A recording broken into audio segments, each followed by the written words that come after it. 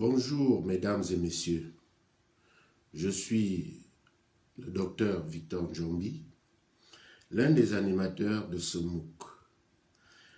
Notre communication d'aujourd'hui porte sur les règles d'utilisation des œuvres de l'esprit en classe.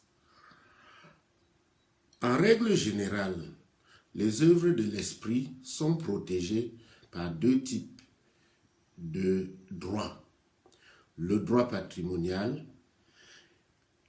et le droit moral. Le droit patrimonial s'éteint environ 50 à 70 ans après la mort de l'auteur, alors que le droit moral ne s'éteint jamais.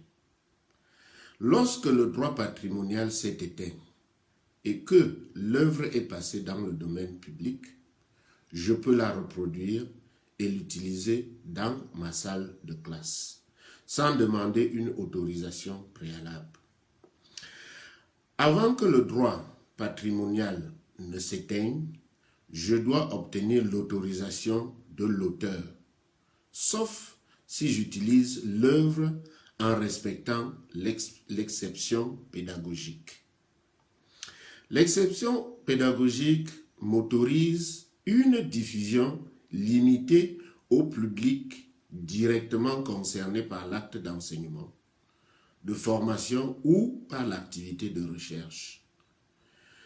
Les documents diffusés peuvent être stockés par les utilisateurs autorisés, c'est-à-dire les enseignants, les chercheurs, les élèves, les étudiants, etc.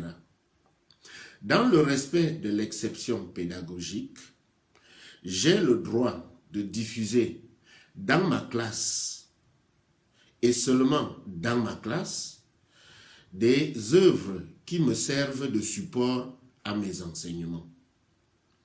L'auteur et le titre de l'œuvre ainsi que l'éditeur doivent être mentionnés lors de son utilisation, sauf si l'identification de l'auteur ou de l'œuvre constitue l'objet d'un exercice pédagogique. L'utilisation ne doit donner lieu directement ou indirectement à aucune exploitation commerciale.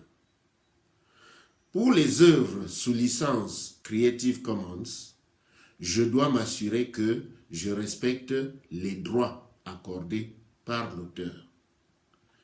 Voilà quelques mots sur l'utilisation des œuvres de l'esprit dans ma salle de classe. À bientôt.